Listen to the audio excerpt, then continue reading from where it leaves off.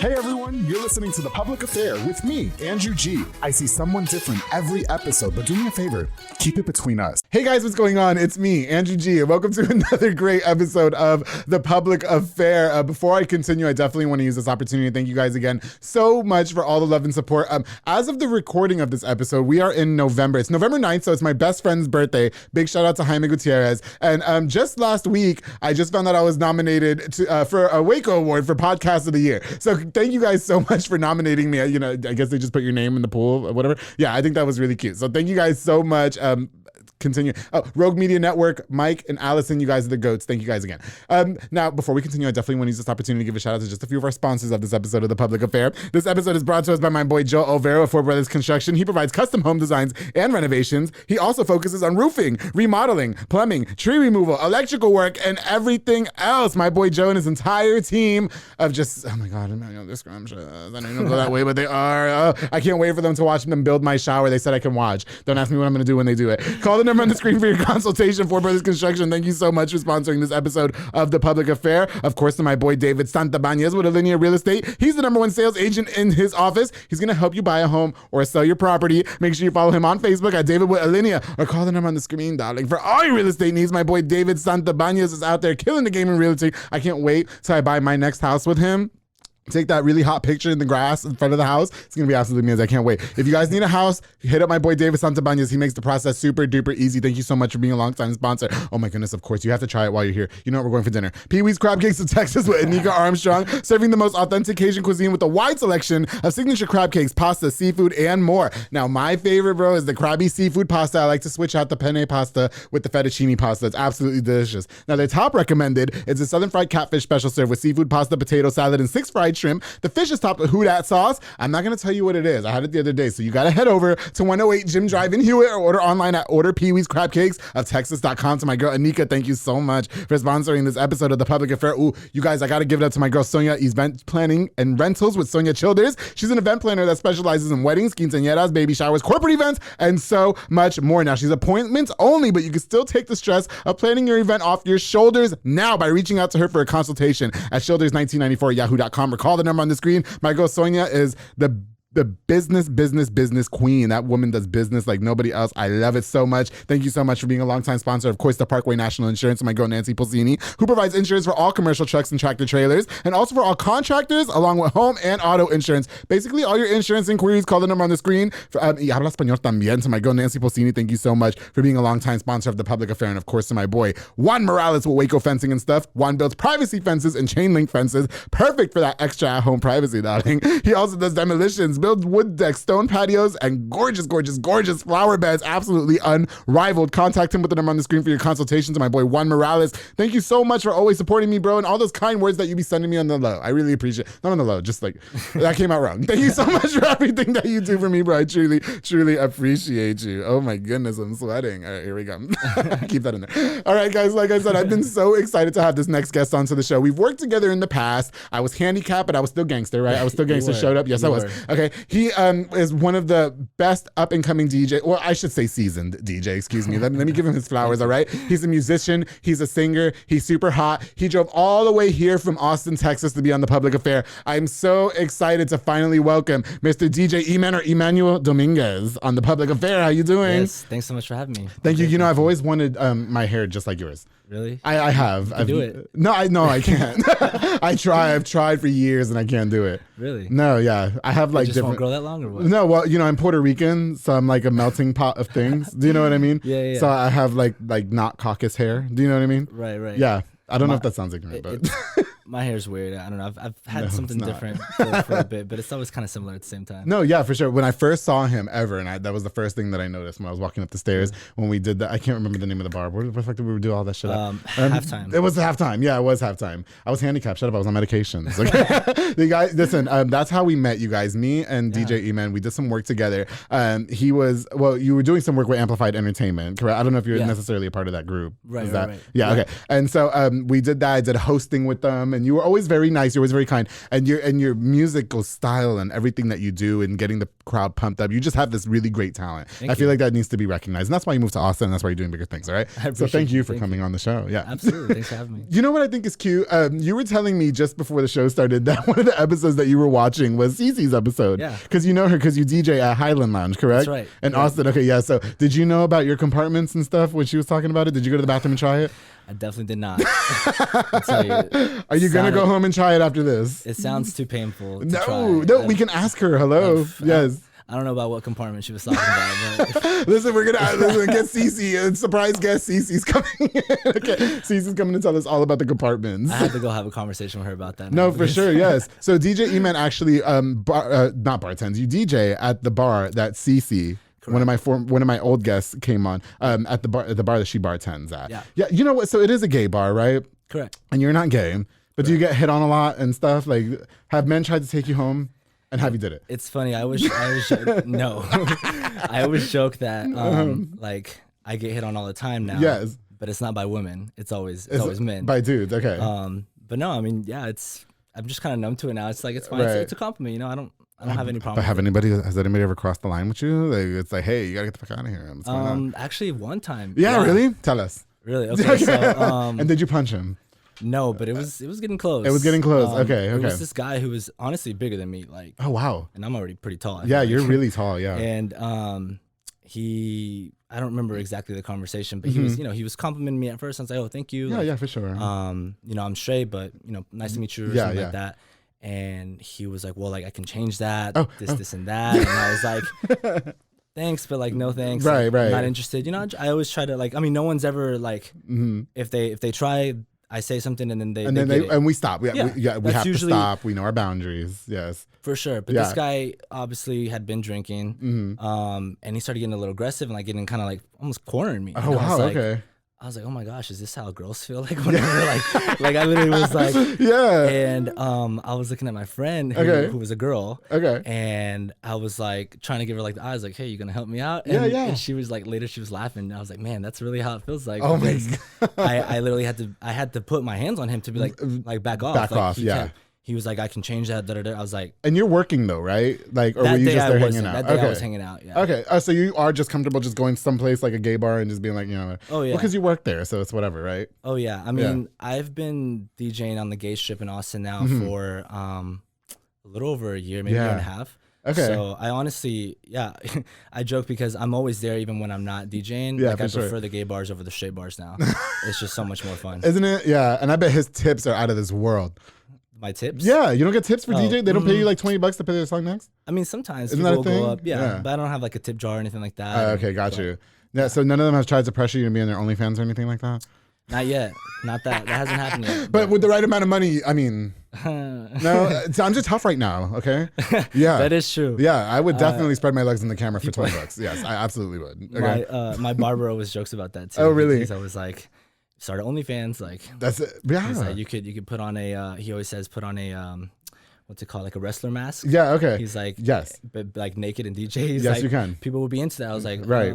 I had a guest on this show actually, Gia. She's a trans woman that lives here in town. Yeah. She has OnlyFans, and she was saying that sometimes she makes the guests wear the ski mask. Now I don't want ski masks on my face because I'm already sweating. You know what I mean? So I'm probably suffocating the ski mask. You know what I mean? But she said, yeah, if you're not comfortable, you wear the ski mask, and nobody will know who you are, and you get all this money. Hello. That's true, but yeah, I don't know if that's my thing. But. No, yeah, you don't have to do that. That's fine. He's a Baylor grad, so he's a Christian. Okay, so no, I'm kidding. No, okay, you know what else is cute too? So I'm definitely indulging in my Merlot, and you just told me that you are not drinking. You're doing sober November. So does that mean that you're going sober? Or does that mean for the month of November you're not drinking, or what's going on here? Just for the month of November. Okay. Yeah, it's just something that I've been wanting to do for some time, and now that I recently started doing music full time, I was like, I think this is the perfect time to do that. Now that I'm kind of jumping into the DJ world where I'm DJing, pretty much 4 times a week. Yeah, for sure. And I'm always normally have drinks or a tab. Right. I was like, just as I'm starting out, I just want to kind of remind myself like, hey, like I'm not doing this for like the party life. Like, okay. You're doing this to make a living. Yeah, and I don't want to get carried away, and I just want to remind myself that like, hey, right now I'm really diving in. I can have fun without alcohol and I can still get in the zone. Yeah, and so it's going good. You're not having withdrawals or nothing like that? Like, no, definitely not. Yeah, I wouldn't ever have called myself an alcoholic, but I do feel like I was drinking often, you know. Well, you're partying every night. You're the DJ, so you have to be the life of the party, and with that comes drinking, right? Exactly. Yeah. I typically never liked drinking when I was doing hostings either. That's just kind of what happens. Makes sense. Like I did a hosting at Stay Classy Waco. Okay. Oh, nice. Yeah, and it was like gay night or something like that. And I had nice. to, with the gays. And so they were like, "Well, we'll give you a tab to come." And I was like, no, I need money. Like I'm not drinking. I wish I would have took the damn tab. I spent $200. You know what I mean? Wow. Oh, it was to chop my ass. So you ended up drinking? Yes. Oh. Well, because my friends came and two of them were straight, and one of them, his name is Morrow, and I call him Silly Buns.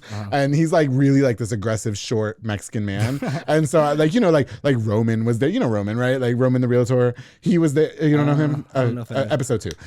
So he was there and he's gay, and all the gays were there. And I was like, making bets, like if all the gays can slide in his DMs, I'll buy you a shot. Shit like that. So I was trying to like, Right. It was my MO for the night. Anyway. No, I love it. Yeah. Okay. I get it. Well, listen, enough about me, Emanuel. Listen, bro, first of all, again, like I'm really glad that you're here on the show. Can you talk to us a little bit about who you are, introduce yourself to us, life growing up and all that, please? Sure, yeah. And again, thanks for having me. I'm excited to be here. Oh my God, I love it. So I'm Emanuel Dominguez. A lot of people call me Eman. That's like my nickname, but also my DJ name, my artist name, whatever. Born and raised in Waco, Texas, but I moved to Austin after. So I stayed here for college. I went to Baylor University. Right. And when I graduated, I moved to Austin for work. Okay. And I was working in corporate sales for a little over 7 years. And then just recently, a month and a half ago, I decided to pursue music full time. Axe all that and do some music. Now, what side of the compass did you grow up in Waco? Was it like Hewitt, or was it like South Side, North Side? North Side. North Side. So from Waco High. Waco High. Yeah, right. Okay, there you that's go. Right. I'm learning my compass. I've had a lot of guests on the show that are from the South. Yeah. You know what? Somebody asked me the other day, do you only invite people from the South Waco? Hey, now you can say no. No, but it's not true because I just had a chick from the Bronx on here. Hello, really? April Hernandez Castillo, the Freedom Writer. She's not from South Waco. Okay. And I think Cece's from the South. Right? Cece is from South Waco. Yeah, she went to university. Yeah. And everybody fucks with Cece. I love that woman. You know what? Hey, big shout out to who's that kid that would come, not the kid, the guy that would come to you to the hostings. He would come with you to hostings and he was like way more lit than you were. He taught me about Eiffel Towering. What's his name? Oh my gosh, you're talking about Martin. Martin, we should have brought him. Is he from? He lives over there in Austin with you, or no? So he actually he's actually looking to today. He was looking for an apartment at a bass shop because he just got a new job over there. But he was living with me in Austin. Yes. And then he moved back to Waco for a little bit. Right. And now he's kind of going back over there. He taught me a lot about the Eiffel Towering, which I haven't tried yet. He's a wild card. Yes. And you have to believe. Were you guys Eiffel Towering with together, or definitely not? But he will probably tell you that we have. He did tell me that you did. That's why I was like, I wonder if he's like, does he mean that you? Because I thought, okay, you want me to be fucking for real? Absolutely. The night that I hosted with you guys at halftime. Was that the first time I met you? No, I believe that might have been the second time. Yeah. Okay. Maybe that might have been the first time that we actually like sat down and talked. Yeah. Remember, because I can only sit down. Like it was embarrassing. Yeah. Okay. And I tried to stand up every once in a while. Anyway, he was there that night. My foot was broken, and so I had to sit down most of the time. So it gave him opportunity to like get to know me. And he told me you guys did that. To force you to listen to his lies. He did. He was like, yeah, we Eiffel Tower all the time, and I was like, this guy is fucking lit. I love him. You know what I mean? No. Okay. No, that's just He's people that know him. They know that he. He likes to exaggerate. He's out there. Yeah. Would you say he's one of your best friends? Oh, absolutely. Yeah, and I think that's cute too because my best friend, he's a lot more reserved now, and I'm not. You know what I mean? Like so you're the Martin. I mean, yes, I got banned from his hometown. They all think I'm fucking evil. They think I put roots on people, and he's very like a family man. And even with my show, he's like, Andrew, I don't know, bro. Like that shit was a little bit too much. I was like, please, you were too much fucking 15 years ago. Shut up. But yeah, it's, like I said, today's his birthday. Shout out to him. But anyway, okay, grew up in North Waco. Family life for you growing up. I know a lot of people, when I've had guests on this show from the North Side, the South Side, or anywhere really, they've had to face a lot of hardships in terms of like the family life growing up, like growing up in a broken home and stuff like that. Yeah. Did you have to deal with things like that as well? Yeah. So my parents are divorced when I was a baby. I actually don't have a relationship with my father. Oh. So I actually just met him for the first time a few years ago, but oh wow, it was a very short interaction. How'd that happen? Oh man, this is a long. Okay, I know we're on a time crunch. Yeah, you're good. To make it really short, okay. I have 4 sisters, no brothers. Mm-hmm. On my mom's side, I have my closer sister who's older than me. Yes. And then my mom's been married twice. Okay. She married my sister's dad, had my sister. Mm-hmm. They got divorced. She met my dad, had me. Had you. They separated.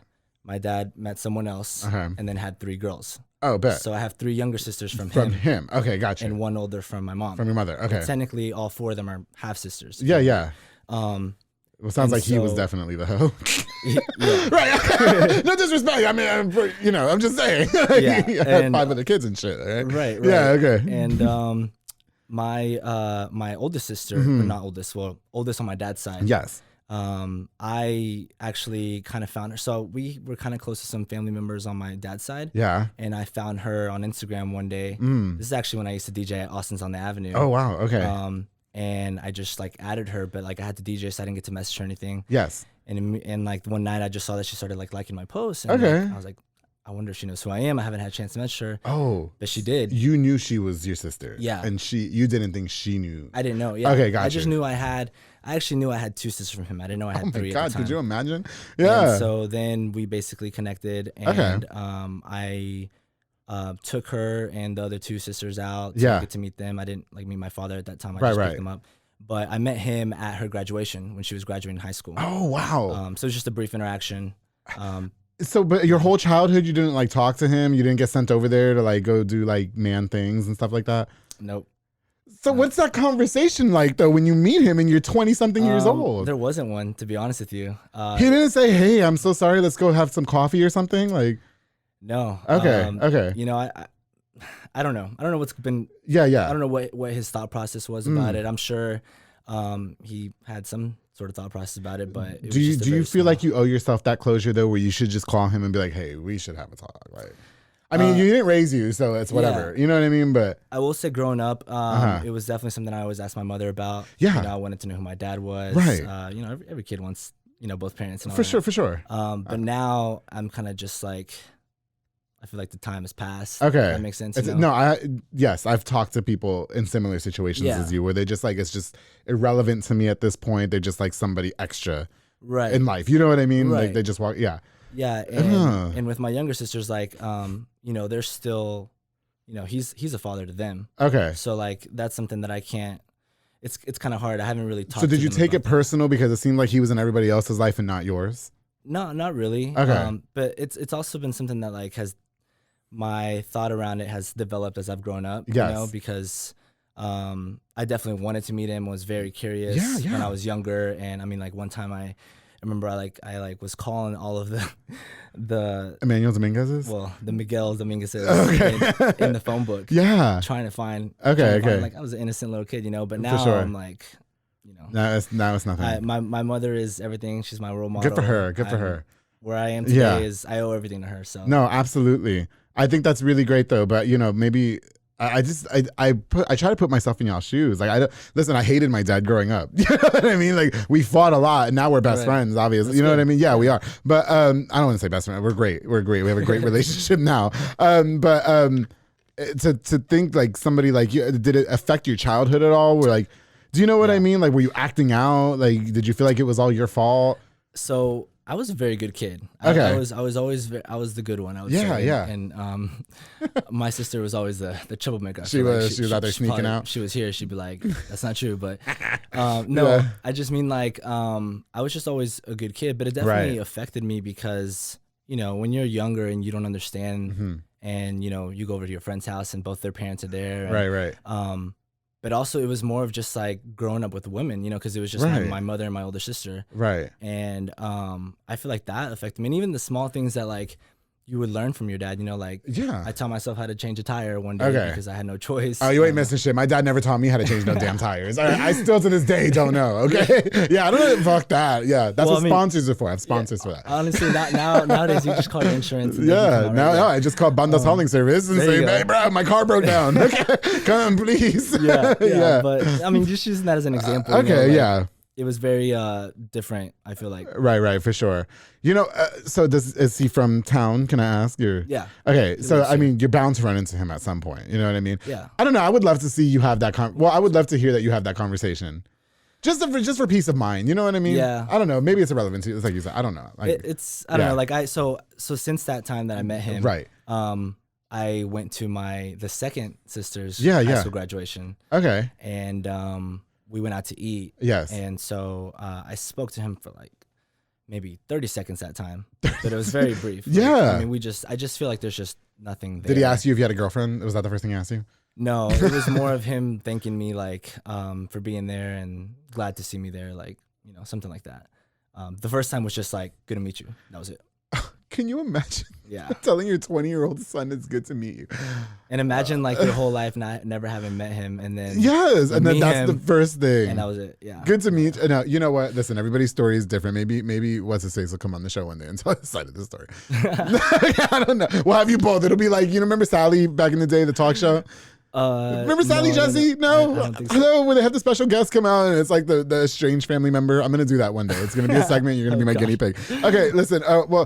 Anyway, you end up being adverse. You end up accomplishing all those adversities. Okay, and so you move on. Let's talk about your early DJ career. Okay, sure. So you mentioned that you were DJing in Austin. How did that all get started? Because you go to Baylor, surely you're learning a trade. You didn't graduate with being a DJ. You know what I mean? So it sounds like you were very much a bookworm. So what happened with the DJing? How did that all get started? So it honestly started in high school because I've always been involved, well, even before that, like I've just always been involved with music. Yeah. Like I play a couple instruments, and I was super serious in high school about saxophone. Okay. So I played saxophone, and for a moment actually thought that I wanted to do that like as a career. And I remember talking to my mom about it, and when I was like, you know, about to go to, I had already been accepted to Baylor. Right. Didn't know what I was going to do yet. And, you know, a lot of the times when people are serious about music in high school, they do it in college, not necessarily like as a profession, but like in the marching band or whatever, right? Totally. Mm-hmm. And she basically was like, I don't know if that's a good idea. And I was even like, I don't know if that's a good idea. My parents always gotta downplay our shit. Right? They don't ever want us to do anything. Like Mexican parents. Well, no, Puerto Ricans too. My mom was like, you can't be an actor, singer, or dancer. Now I'm a podcaster. Like, come on, man. Mom, I did it. Yeah. But yeah, so she was like, I don't know if it's a good idea. And kind of pushed me to not do it. And not that she didn't want me to do like marching band like that, but I just was like, well, if I'm not gonna do music as a profession, why even bother doing it at all? Wasting time. Yeah, because it's a lot of time that you take out of your day to do like marching band, for example, in college. So I just quit music all around in that sense. But I was still like kind of starting to dabble into like producing, like just making like beats and things like that. Yeah, for sure. Like YouTube beats. Yeah. Isn't that what they do now? They pull YouTube beats. Remember, Mike? That's what they do now. Yeah, they pull YouTube beats. I was terrible back then. But I was just dabbling into it. And it wasn't until I got into college at Baylor my freshman year, I joined a fraternity, and we always had this like, sometimes it was a garage, some sort of what's it called when you keep things in I'm blanking on the word. I was gonna ask you what you had to do to get into the fraternity, because I know sometimes they do some weird shit, and so yeah, ours wasn't like that. No, I had a guy that would not tell me, and I just knew it was something gay, and I just wanted him to tell me so bad. Oh, I'm sure some of them are crazy, but no, I told them from the beginning. I was like, if anything weird happens, if it's anything gay, don't blindfold me. We out. Yeah. So they didn't blindfold you? No, they didn't. Okay. No, but a storage unit. That's what I was. A storage unit. Okay, got you. We had a storage unit. You were practicing in the storage unit. Yeah, and alumni would like keep things there, like for sure, as people would leave, you know, would get passed down and things like that. And one of the things that got left behind was a DJ controller. Oh, okay. And it was a very like cheap, like $200 DJ controller. Right. But apparently one of the older bros used to like DJ for the frat parties. Okay, got you. And I was like, I could do that. Like, okay, there you go. And so I started teaching myself. I was terrible. Yeah. But fast forward, I started DJing like for free at other fraternity parties because I think I was good enough for sure. Charge. And then I got to the point where I was like renting speakers and still not really making a profit. But then I told my mom, hey, like I'm losing a lot of money every time I DJ because I'm renting out speakers. Can you help me buy some speakers? Yeah. And she was like, do you think that's a good idea? Like, because this is when I'm at Baylor. Yeah. You should be focusing on your degree and all this and that. Mom, come on. Yeah. So it's like the second time that I had this conversation with my mom. And I was like, no, like I'll pay you back. Like just help me buy these speakers. For sure. And I convinced her. And then when I was like, I was doing gigs like parties and stuff like that. When I was a senior in high school, I was doing this internship where I was going around selling advertising to different businesses in Waco. Oh, okay. And one of the places I stopped by was Austin's on the Ave. Oh. And so when I walked in, I actually don't remember how the conversation went, but something happened about me being a DJ. And like, we're actually looking for another DJ. Like, would you be interested? Oh, good. And okay. I was like, well, like, Yeah, but I don't know that I'm like up to par with like it. He's like, oh, no worries, like you'll get good here. Please, it was Austin on Avenue, all right? Yeah, okay. They have fights all the time. Oh, yeah. Oh my God. I got scared that one time. The lights turned on, all of a sudden it was a fight. I was like, oh, what's going on here? I missed Music something. Pauses, I was like, what the hell happened? yeah. So so you were up to par. Yeah. Well, you were good. Okay.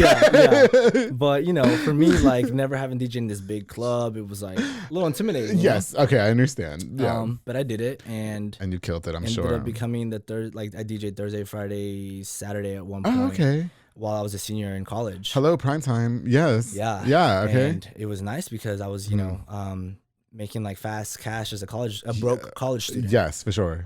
So it felt like I was rich. I wasn't, but at the time. And you didn't have to sell weed or your plasma. Yeah. So there exactly. You go. You know what I mean? Yeah. So that's how I really got into it. Right. When I moved to Austin to start working for the corporate world, I was like, I think I should probably stop now, focus on my big boy job. But after doing that for a bit, I was like, no, I need to go back. What was the degree, the job? What was that? The degree from college? Yeah. So I graduated with a double major in management and entrepreneurship. Okay. Which had nothing to do with really music. Yeah, but you could be your own boss. Okay. And then what was the corporate? Well, we're not going to name them because that's promotion. Oh, yeah, sure. Yeah. Okay, yeah. No, I was going to ask you. No, I don't mind. I mean, so I went to Oracle is where I started. Okay, got you. Bad. That sounds cute. And how old are you again? I am 29. 20. Okay, so we're roughly on the same age. So Adrian Rodriguez and them, right? Yeah. Well, hello, Amplified Entertainment. So you guys went to high school too. He's a drummer. He's a drum instructor. We were in now. band together. Yeah, big shout out to him. And can I just, before we go to break real quick, I have to give a big shout out to DJ Drew. Yeah. Oh my God. Can I just tell you, we worked at Power 108 together for a while. And I always thought he was one of, I told that story. I'm going to get my ass whooped, so I'm not going to tell it again. But yeah, because that was not cute. But no, I love DJ Drew. He's always been very kind to me and even asking me to do the hostings, even when my foot was broken. I just thought it was really great. You know what? I definitely want to talk to you more about the move to Austin because I think a lot of people, they look forward to things like that. We're going to get out of this small town. We're going to go to Austin. I want to talk more about your career. You're just doing now music full time. I've been seeing your music on YouTube. I love your mixes. I was jamming to it yesterday when I was drinking my coffee. And it's not coffee drinking music, but that's what I was doing yesterday. But we're going to take a quick break. And when we get back, we have more with DJ Eman. I just love saying that. Do a DJ Eman because that's how I know you. Okay. Yeah, Emanuel Dominguez and more here on The Public Affair. So make sure you guys stay tuned. Hey guys, I hope you're enjoying this really, really exciting episode of The Public Affair with my boy DJ Eman. Before we continue, I definitely want to use this opportunity to give a shout out to just a few more of our sponsors of this episode of The Public Affair because I love my sponsors. Of course, I want to give a shout out to Waco Made Granite with Jay Perez and Henry Flores. They offer amazing granite quartz countertops, backsplashes, and so much more. They're perfect for rentals, flipping homes, or if you just want something new, like you're building a house or something, you need a countertop, Waco Made Granite is definitely the route to take. Oh, also, if you mention this ad, you get the exclusive Public Affair price, which is only $37 a square foot for level 1 material. It sounds absolutely amazing. Call the number on the screen for a consultation. Follow on Facebook at Waco Made LLC. Jay Perez, Henry Flores, thank you guys so much for trusting me and becoming a sponsor of The Public Affair. I truly appreciate you guys. Of course, to Banda's hauling service with Julian and Ana Banda. They rent dump trailers. You fill it up, they haul it away. I was just telling you, I don't have to learn how to change a tire. I don't have to do that because Banda hauling service is going to come. They also do junk removals, tree brush removals, haul cars in and out of town, and so much more. Book now at the number on the screen to Julian and Ana Banda. Thank you guys so much for being longtime sponsors of The Public Affair. I truly appreciate you guys. Oh my goodness, of course, the Embrace Fitness with Lisette Luna and Amanda Switzer. They teach group fitness classes that are absolutely fun and dynamic, darling. They specialize in total body workouts by Excola and by Jackie and Zumba Step. Classes are Monday through Thursday at 6 p.m. and 7 p.m. And you can also contact them to rent the building out for small parties and events. Definitely have had some small parties over there. And if you need a DJ for the event, of course, E-Man's got you. Embrace Fitness, thank you guys so much for sponsoring this episode of The Public Affair. Of course, I can't go on without thanking Elite Barbershop with my boy Sid Rodriguez. Got me looking super duper fresh with my enhancements today for The Public Affair. Located on Hewitt Drive. You can call the number on the screen to book now or download the Squire app for your appointment. Walk-ins are welcome as well. They got Marcus Grill, Chris Reyes, Santos Cordova, David Rodriguez, Isaac Chavez, Clint Fletcher, and Isai over there making you look as snackish as I am. And I just want to say real quick, Clint cut my hair that one time and then I totally got some like 2 days later. So he's the yeah, I did. I got some and it was beautiful. Oh, we made music. It was amazing. Thank you so much, Elite Barbershop, for all you do for me. I truly appreciate you guys. All right, guys, we're going to get right back into this episode with DJ Eman all the way from Austin, Texas. I'm so excited he's here on The Public Affair. Thank you for being here. No, yeah, I know. I lose breath. People get so impressed because I could say all that in one breath or whatever. Yeah, I'm impressed. Thank you. I really do appreciate that, but it takes a lot out of me. Like, believe me, I know, because when I'm recording things and if I'm doing like a long verse and cut out the breaths and everything. You gotta cut, but too bad. Well, Allison, she does wonders. I hope I don't take long breaths. Yeah. Were you ever a radio DJ? Did you ever do that? No, actually. No. Why? What's going on there? I just never. That's how I met. When I met Drew, he was supposed to be a radio DJ, and then things happened. Right? I don't know what that means, but things happened. They hoed him. I'm gonna say it now because I haven't worked there in 2 years. They hoed the shit out of him. They did. Oh, man. They hoed him. I wanted him to mix my night show so bad. I begged my PD. I did. I begged him, and they just didn't go for it. Damn. Which they're sleep on him though because he's amazing. I love him. Yeah. Now we get to work together. I didn't get to say it earlier, but honestly, shout out Drew because he taught me a lot too. Oh, really? Whenever I was at Austin's, because when I started there, he was like the main DJ. Yeah. And I think I might be getting this wrong, but like I think he like wanted to take some time off or something. Okay, so that's how I kind of filled in for him. Yeah.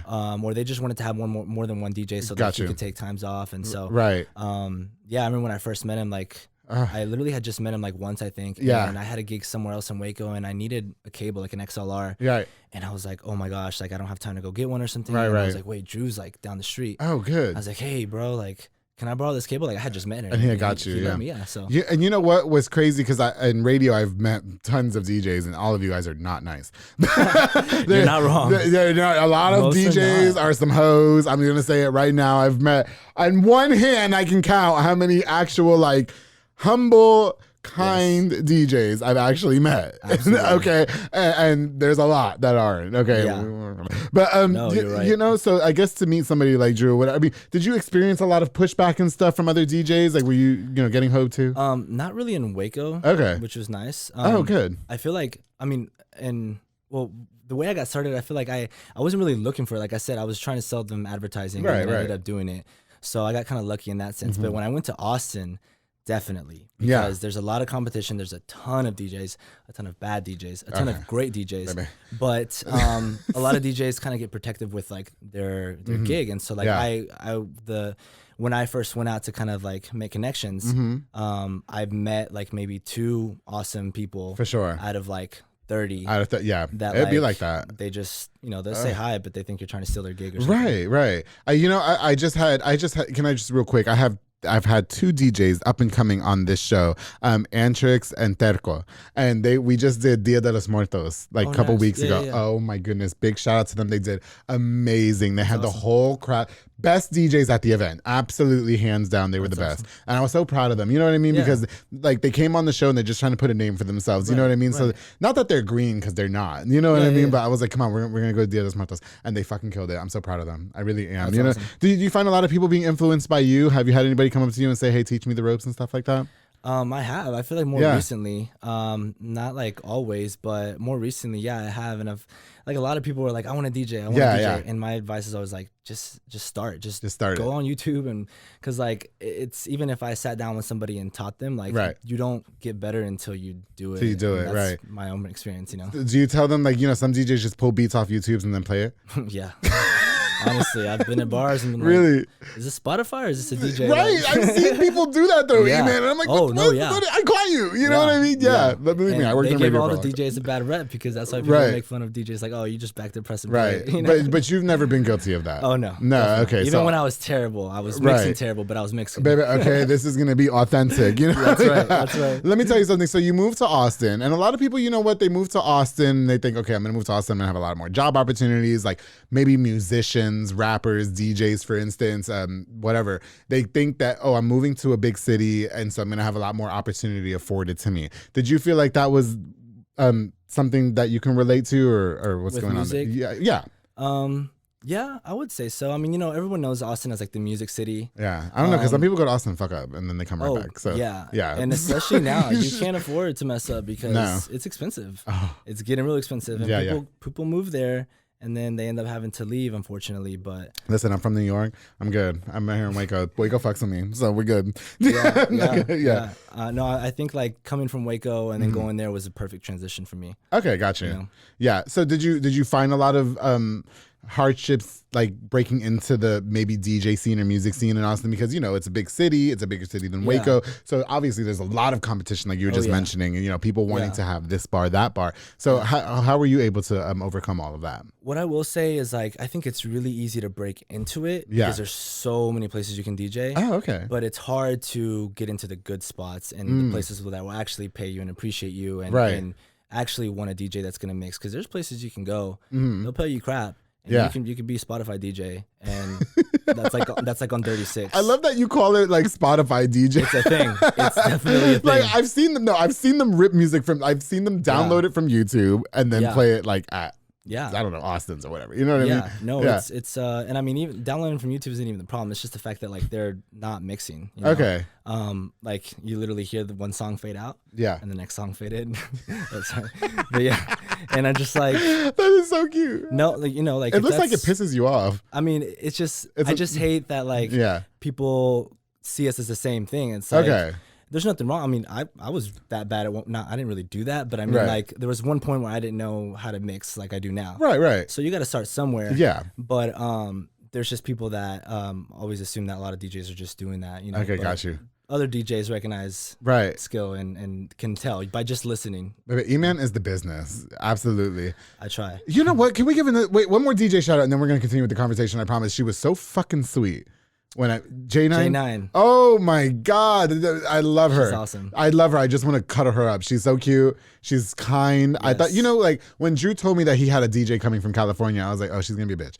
And she was not. She was like, no. Is your foot okay? Do you need me? Like, she was taking care of me. I was like, oh, I love her. I told her I'm going to go to fucking California. I'm going to go to the beach with you. And that's it. She's been killing it too. She has. She's amazing. Oh, I love her. She's been killing it on TikTok. Oh my God. Recently DJ'd on TikTok headquarters. Oh, really? Yeah. Oh, no, I did see that on Instagram. Yeah, I did. Good for her. Yeah, so she's awesome. Do you love working with people like that work hard to make big names for themselves and such? Oh my gosh. Yeah. Yes, that's all I'm about. I'm about surrounding myself with people like that, whether it's music or you have to. Else. No, you have to. If you know that Judge Judy, I love her. She said that if you put a rotten apple in a barrel of good apples, the good apples turn rotten.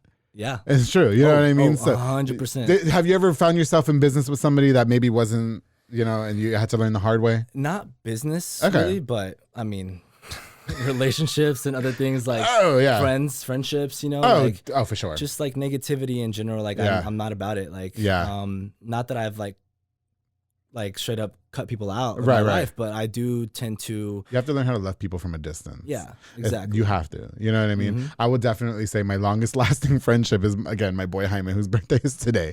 He's seen me through the gutter. He's seen me at my low, and now the public affair is like an entity, and he's just like, look at you, bro. I'm so proud of you, even though you're inappropriate. But I'm like, whatever. No, okay. So you're doing the DJ thing in Austin, right? Yeah. How did you end up getting the gig at Highland? Because Highland Lounge is you would say is one of those big clubs in Austin, right? Yeah. So how did you end up getting that gig? Well, so, you know, I've been really good friends with Cece so she bartended at Austin's when I was the DJ there. Okay. So I've known her forever. Like, we've been great friends. Yeah.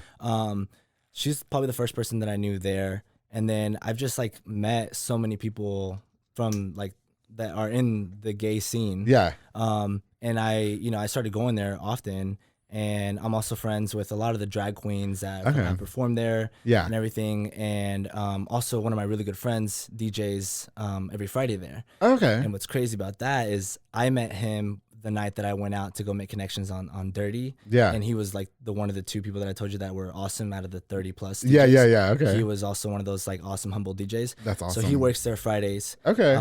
And I've just kind of been going there for a while. Like, even when I'm not working, I've been, you know, becoming friends with everyone there. For sure. And just kind of waiting for the opportunity. And then something opened up and I was like, I'm your guy. I don't see you as a person that has enemies. You've always been very kind. Like, you were kind to me. You know what I mean? You were kind to everybody at the bar when we were, you know what I mean? So that's so good.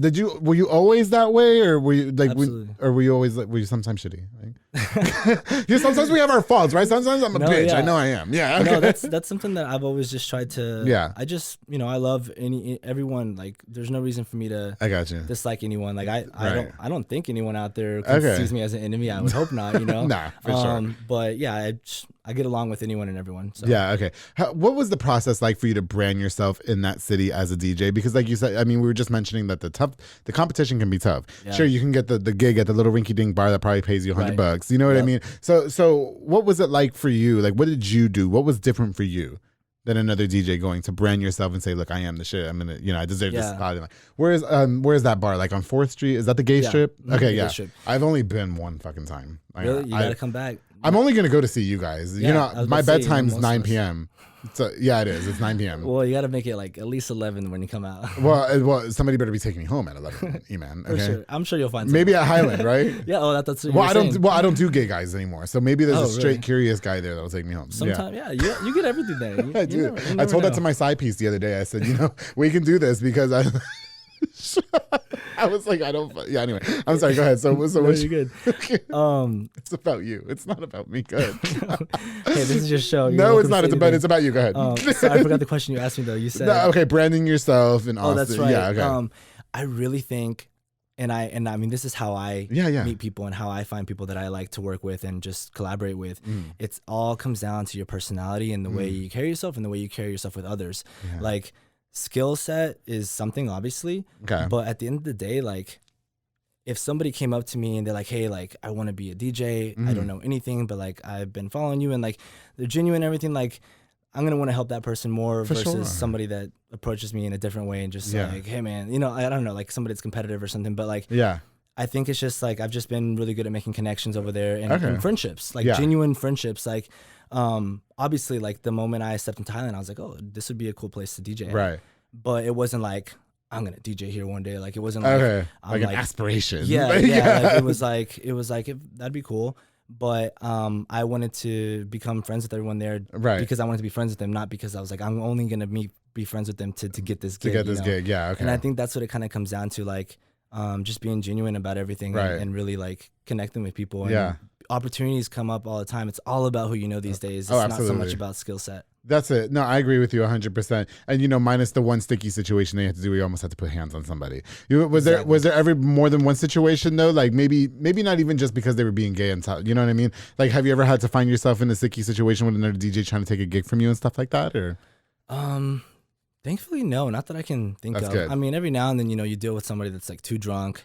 Like literally just last weekend, this girl, I was at Highland, and she literally drops a glass. Thankfully it was like empty, but it had ice in there and probably a little bit of liquid. Just drops it behind the DJ. And like it didn't feel like an accident. It didn't look like an accident. And I was like, what the hell? Like you could have dropped that on the equipment, like things like that. Expensive, yeah. We all DJs have dealt with drunk people. Oh, I'm sure. I'm sure that's like a pet peeve. Are you single right now? I am. Yeah. So as the life of the party and stuff, and now you're doing sober November and everything like that, you know what I mean? So are you gonna miss taking like the side piece home? Do you get like a lot of girls in your DMs and all that, or is it more men because you're at Highland Lounge? It is more men hitting on me now. Like rarely does a girl hit on me at the gay clubs, But honestly, like I'm not the kind of person that like likes to take someone home. Like you're not side piece-ish in Austin.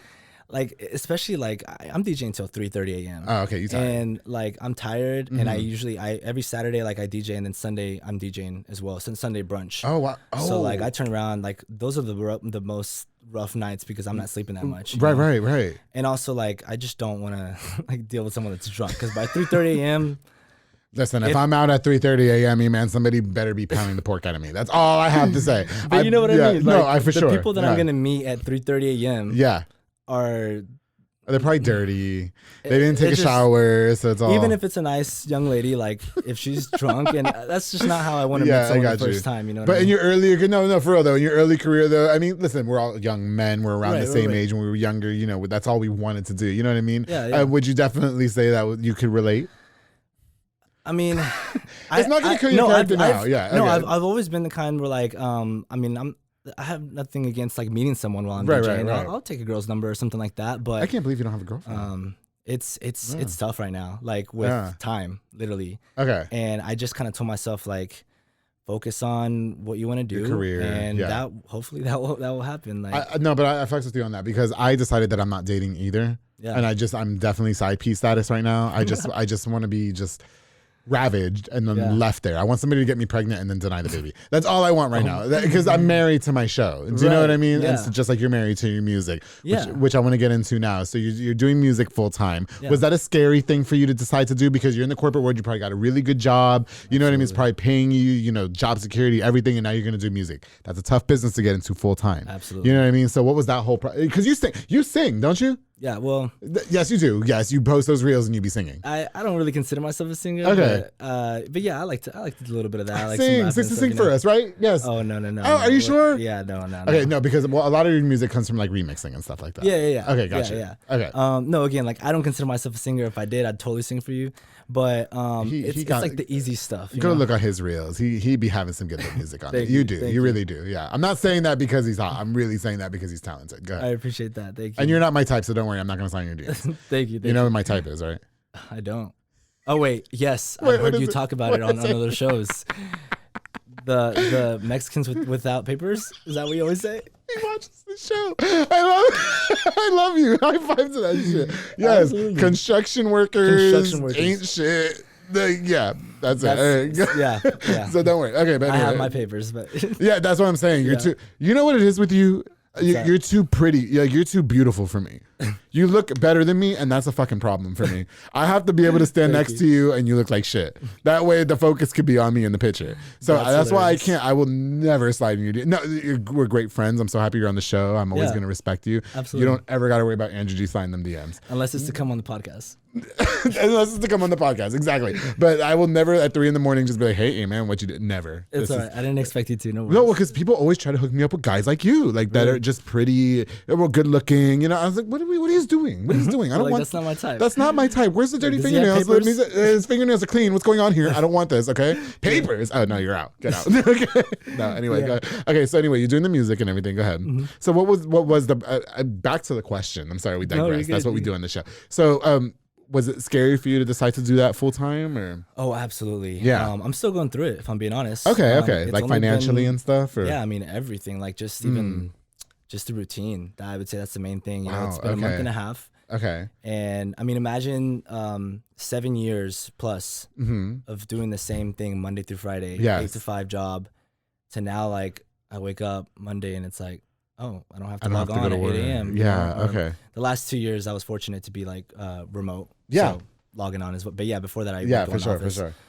But yeah, no, just the routine has been the hardest part because I'm so used to like logging on and having this 8 to 5 and figuring out all my errands and things to do outside of that. And now it's like, okay, I can be as productive or as not productive as I want to be. So what are you doing? Like, not that we don't need to know how much you're making or anything. Sure. So what are you doing to, I guess, just keep yourself afloat? I mean, obviously, we're going to plug in. What's your YouTube channel, first of all? At 254 Eman, correct? 254 Eman, yeah. See, I did my don't do me. Yeah, you get tons of views. About, you know, I know YouTube monetization is really not. I know it's not a lot. You know what I mean? So what are you doing to keep yourself afloat? So the main way I'm making money right now is DJing. It's DJing. Okay, got you. DJing. Thankfully, like in October, for example, I had 17 gigs, which was like sweet, amazing. That's like pretty much a gig every other day. Absolutely, yeah. 2 of those were weddings, and then everything else was like through residencies or just random pop-up gigs, you know. So like that's kind of what I was afraid of, right? Like the financial cut. Yeah. But I realized like I'm still pretty all right. Okay. Because like I'm DJing a lot. Yeah, for sure. And my goal isn't to just be making money through DJing, but like through streaming and for sure, and a bunch of other things. But right now, that's how I'm making the most money. Okay, got you. Okay. So in terms of doing, like, mainly when you say that you're into music full time now, so would you say the majority of your, I would say, career is based off of making remixes and songs and stuff like that? And when I say remixes, guys, you have to think, I compare you to like the David Guettas. Yeah. You know what I mean? And stuff like that just make beats. You know what I mean? Their names attached to a song. That's what you're doing, right? Yeah. Yeah, okay. So I guess I like to explain this because a lot of people don't know this. So there's a difference between a DJ and a producer. Right? Okay. There's a lot of people that think that they're one and the same, but it's different. And nothing wrong with being one or the other. It just depends, right? Like some people are just DJs, some people are just producers, and some people are both. Most people, I would say, start out as DJs. Yeah. And that's how I did. And so when you're a DJ, that means that you can mix a song with another song with a controller or something, right? When you're a producer, you might not know how to DJ because it's just making a song or changing a song. Like it's literally a program, like the way you would edit a video or audio, you're doing all that in a computer. Yeah. So like when you have somebody like Calvin Harris or Marshmello, like right. they're playing their songs that they've made, but Yes. they're also mixing them, so they're both. So like a club DJ, he may know how to mix songs, but he may not know how to produce. And so I didn't know how to produce until like two years ago. So now I'm like barely diving into that. Okay. Trying to make money with that too. Yeah. But it's completely different from DJing, if that makes sense. Yeah, no, it does. So would you consider yourself a producer as well? Absolutely. Yeah. Okay, got you. So how do you reach out to artists and say, or do artists reach out to you, or how is that going? Because there's a lot of people like, especially like here in town, right? We have a whole rap scene. Yeah. You know what I mean? And so everybody's into music now. That's the new thing. Oh, yeah. But most of your music is like an EDM sound. Is that correct? Yeah. So I do I do EDM. I do Right. like hip hop too. But the thing is, like, I've had plenty of people reach out to like produce their music, but I've kind of held off on doing that for a while. Now I think I'm kind of starting to like be a little more open to it because it's more money too. Absolutely. You know? But yeah, I've been producing EDM, and that's more of just like been a hobby, but also kind of want to get that going to like producing more of my originals and things like that. And the hip hop side of things, also been a hobby. Like I like to do some rap and stuff like that. Yeah, for sure. But I do plan on like now producing people, and I'm actually about to start working with some people here soon. So. Oh, sounds good. Yeah. Okay. So do you write music too for them, or like, because don't songwriters be making that bank? Like, they do. Yeah. So there's many different parts or many different pieces, right? Like you have the singer, the writer, the producer. And sometimes people do all of them. Sometimes people want to do some. Like there's some artists that already have their vocals written, and they just need you to record them. Some artists that want you to write. Okay, them. got So, you. like I said, I haven't really started doing that. Right, for sure. I have been asked to do all of that. It. Yeah, don't ever fall into the trap, because girls are gonna hit you up now and think that they can give you box for free studio time. Give me what? Sorry. Box. Oh my god. Sorry. I don't. Oh. Box. Oh. I've never heard that. I've watched Love and Hip Hop too many times. Okay. Maybe I haven't watched it enough. You didn't know that? You're from Austin. No. Were you sheltered growing up? No. I mean, you're from you went to Waco High. Yeah, I don't think I was sheltered, but there's little things I find out here and there that I'm like, I should probably have. You don't know what box is? No. I know what box, and I'm gay as hell. Come on, bro. I mean, I know like a cardboard box. No, like a woman's box. So in Love and Hip Hop, what they do is they sell themselves allegedly to get free studio time, and I don't want you to fall into that trap. No. Because you live in a city where music is like monumental. You know what I mean? Everybody's doing it, I don't want you to fall into the trap where you're selling beats for box. Definitely not. No, you don't have to worry about it. What is your favorite music to make, Eman? It's EDM and hip hop. EDM and hip hop, but okay. like in pop, I mean, honestly, I'm not like I hate the whole genre thing. Like, okay, so you don't like being boxed? Yeah. Okay. It's a different kind of box. No, that's a different box. Okay. That's the cardboard box. No, okay. Okay. I love. I don't really like to say that I like just do one, but if I'm have to give you a definition, it's like EDM and hip hop. But like, I kind of dabble into everything. I mean, even when I played saxophone, I was like super into jazz, and so like I like it all. The only genre I don't love is country. If I'm yeah, no, same here. I'm from New York. But, yeah, okay. But like, I still have plenty of it on my computer because I DJ weddings and events where they want that, and I'm okay with it. But no, fuck that. I'm not okay with it. Don't you hate when you're doing so I host with DJs a lot, quite often. Okay, and I can't stand when we got the party bumping. Like just it's lit. You know what I mean? And then somebody's like, "Can you play a country western song?" Like, ooh, you ruined the whole vibe. I mean, don't you agree? Some people love it though. Like No, I can't. I can't stand it. I used to be like that. Yeah. And now I'm like, okay, I should probably be a little more open to it. I got you. Like, I just have so much respect for anyone that does any music. So like anything live, whether it's country or not, like I love it. That's what's up. Yeah. Is there a song that you hate being requested as a DJ? Yes. What is it? I have a list. No, I'm just kidding. Okay, the wobble. Yes. Those are line dances, right? Cupid Shuffle. And they're great songs. Don't get me wrong. Wobble.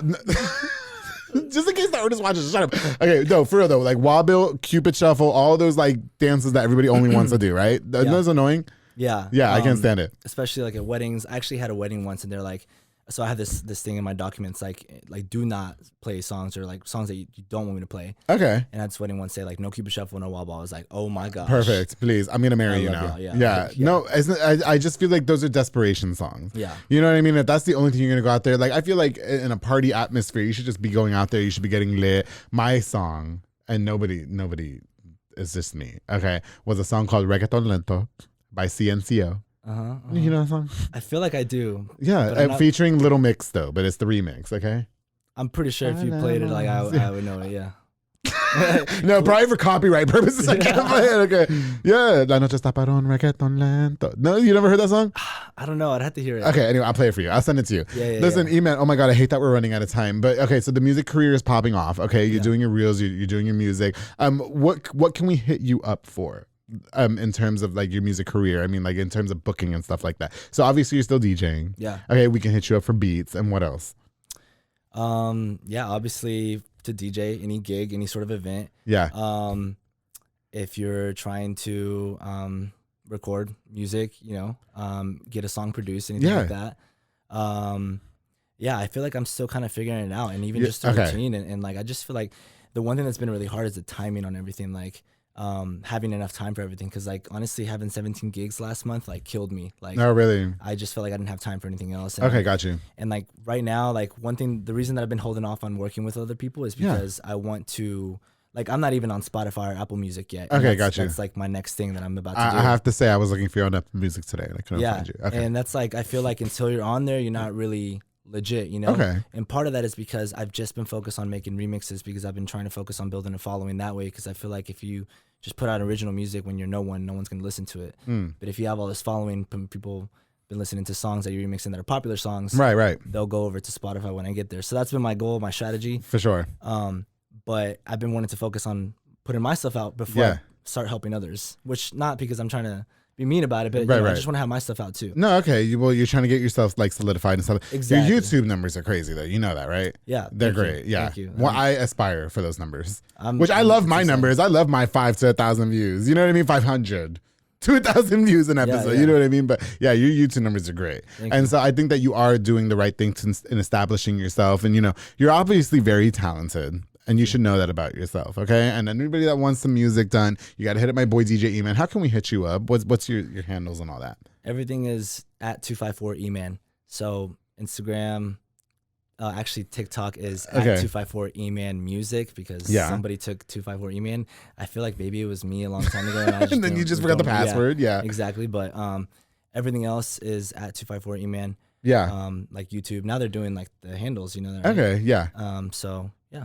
You know what? One more question before I leave. I wanted to ask this really bad. How do you feel about the state of music or musicians today? Do you feel like people are doing everything that they can to brand themselves appropriately, or do you think everybody's just trying to get that one recognition off of social media so bad?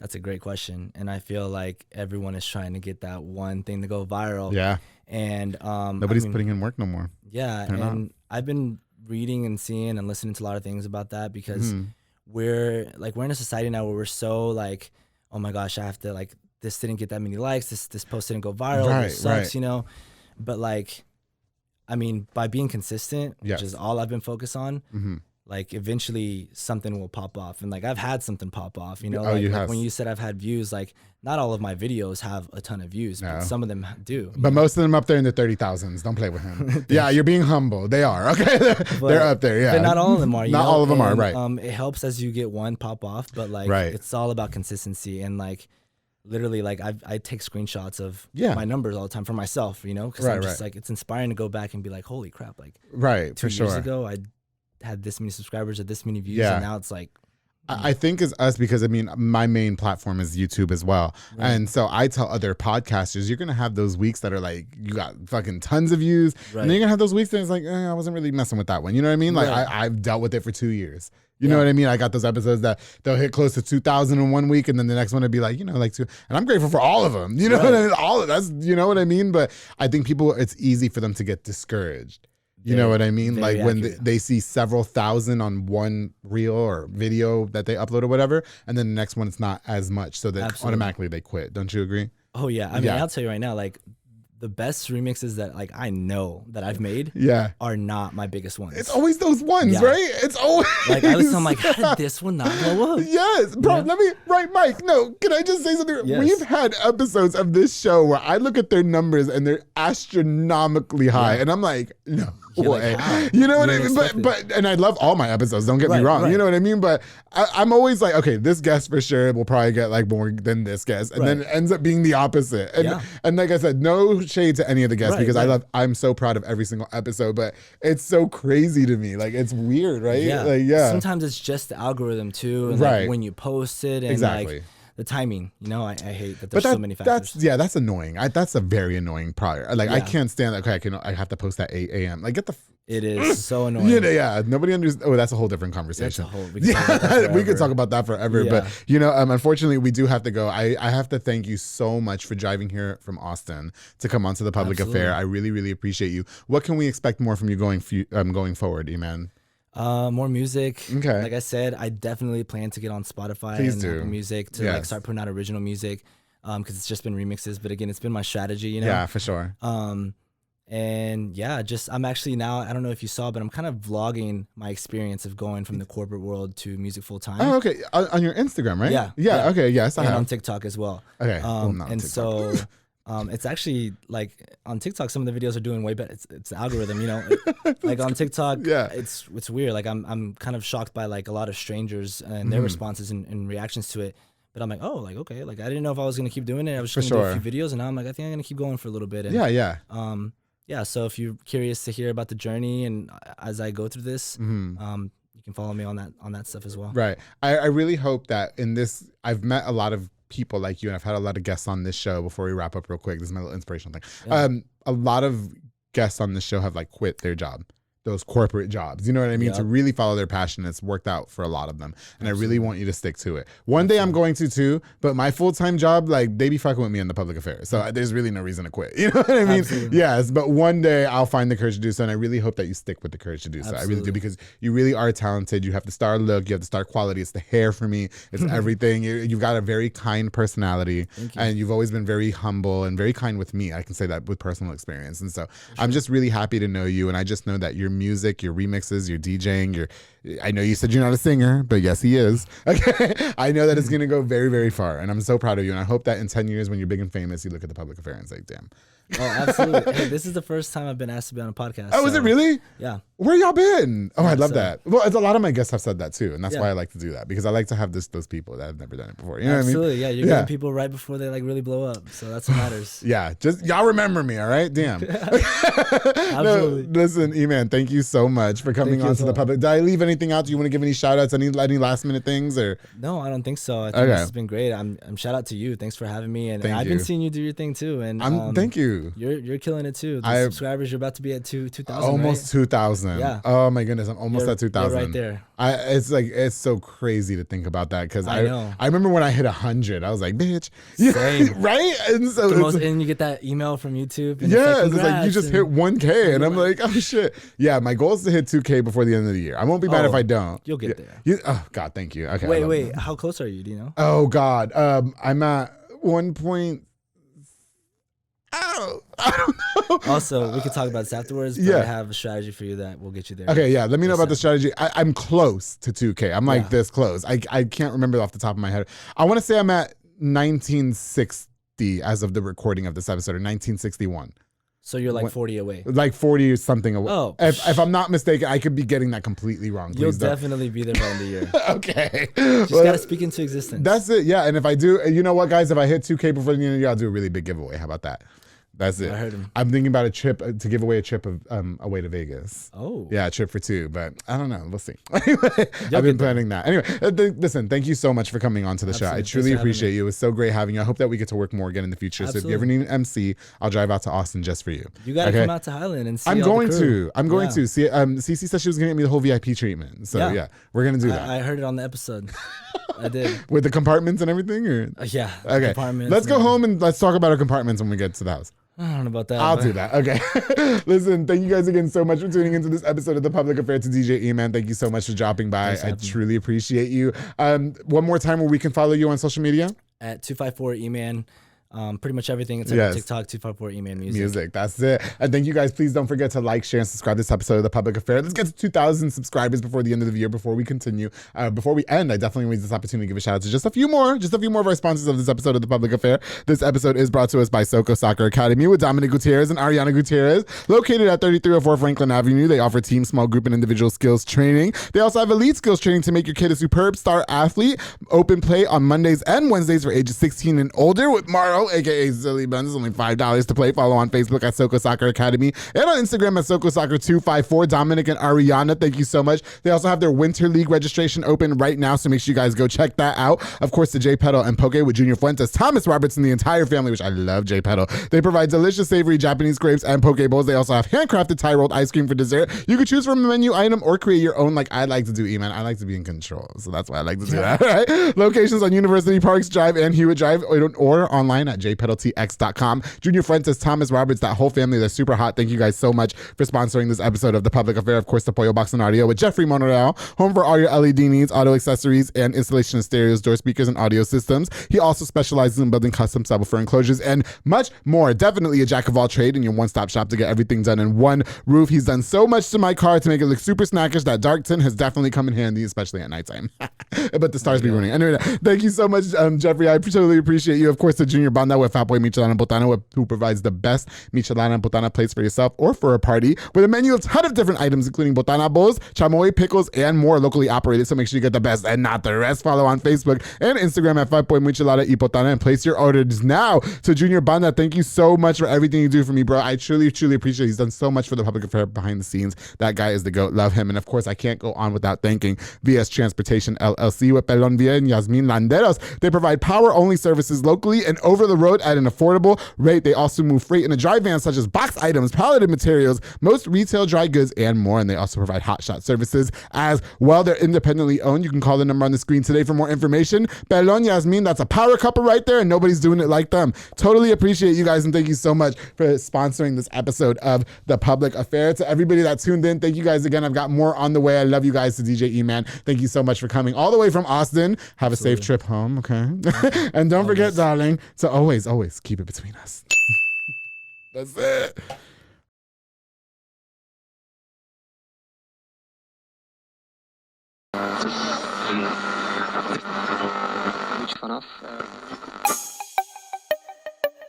This has been a Rogue Media podcast.